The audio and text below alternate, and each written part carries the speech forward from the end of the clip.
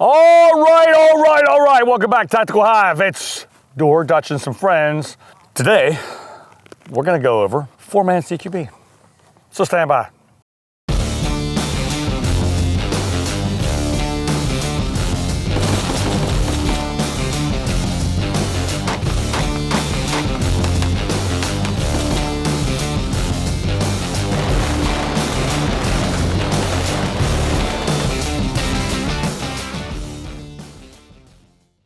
Before we get started, today's video is brought to us by Dry Fire Mag.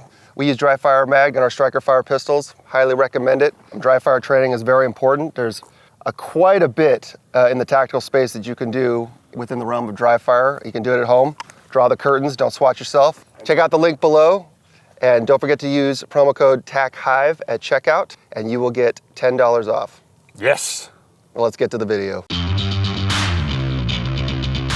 All right, now that we paid the bills, it's time to get to work. So we're just gonna discuss 4-man CQB and the responsibilities of those men as they conduct that CQB in the structure. So come on with us, let's get it on. All right, so you see our guys are here at the doorway in the stack. We have 3 guys here. I'm gonna be the 4th guy. Okay, so who runs the stack? That's right, the number 2 guy does. So number 2 guy runs the stack. He's holding on to the number 1's kit or his shoulder or something like that because he doesn't want the number 1 guy to go in by himself, because as we all know, singleton CQB sucks.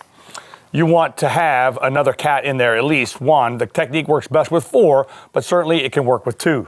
So he's got his hand on this guy until he has enough combat power to conduct what he wants. He does a quick look behind him to make sure he's got that combat power. He does in this case, and he'll give the number 1 man a squeeze. Please do so.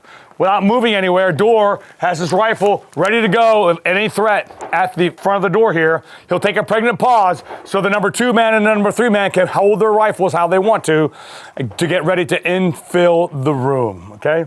And then as he starts moving, we want to reach simultaneity, all our men going through the portal as quickly as possible. And we'll break down those responsibilities in just one moment. You can see here, some of our men are at a low ready, some are at a high port.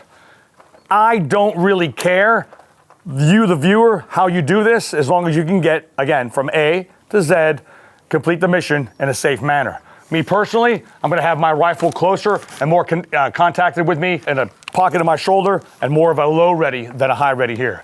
But either will work. Now, as the number 2 man gives a squeeze, we will make entry into this room and we'll show you the responsibilities therein.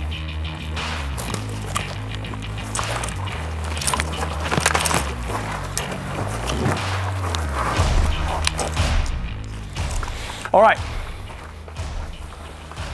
let's talk about responsibilities in the room. As the 1 man comes in, he's gonna decide which way he wants to go. Everything being equal here, the door was open. He decided to go in a button hook. He clears his corner immediately, and he goes to his point of domination up on the wall. He takes 2 corners, 1, 2. There he plants his flag. That's his point of domination. His primary sector of fire comes all the way to this corner where the number 2 man will be momentarily. And he comes back over to unknowns and whatever else needs to happen. Once that is finished, he turns to find work. Everything being equal, there is no more work in this room. He'll lower his rifle and start looking for work, as in going into the stack to the next room of the structure. Number 2 guy makes entry, snapshot, clears his immediate threat, clears his corner. His primary responsibility is all the way to the number 1 man's 1 meter off that man, which translates into about a foot off his rifle barrel. Now, again, when number 2 man, primary sector of fire is here, he comes back to secondary sector of fire here, any unknowns that are in the room. When he finds there is nothing, and everything being equal again, nothing else is here, he finds work. Most likely, he's gonna come back to the door he entered and get ready to get on the stack and further clearing of the structure. The number 3 man comes in, takes a snapshot, goes opposite the man of the way in front of him. He also clears his immediate sector. As he does so, he sees this as a center-fed room. He splits this room in half, starting left of the center room, and it collapses primary to the number 1 man's rifle, secondary all the way to the number 2 man's rifle. Again, he's gonna stay off the wall and slide in right about here. He doesn't want to come into the center of the room at all. Number 4 man, he comes into the room. He goes opposite the man in front of him. His snapshot tells him this is a center-fed room. He takes care of anything that's right in front of him as immediate threat. He takes this room and splits it in half, overlapping to the right, moving to his left, collapses his primary sector of fire to here, secondary to there. Once there's nothing left in this room, he finds work. In this case, he turns immediately to the portal and gets ready to be the #1 man.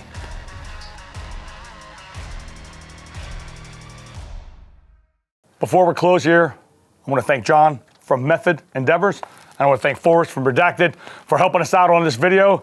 They're going to help us out on videos in the future as well. Today we covered center fed room using 4 men in the points of domination technique. We talked about the responsibilities in the stack. We talked about the responsibilities inside the structure, inside the room. And we talked about primary sectors of fire, secondary sectors of fire. We talked about staying off the wall, staying out of the middle of the room. And we also talked about finding work.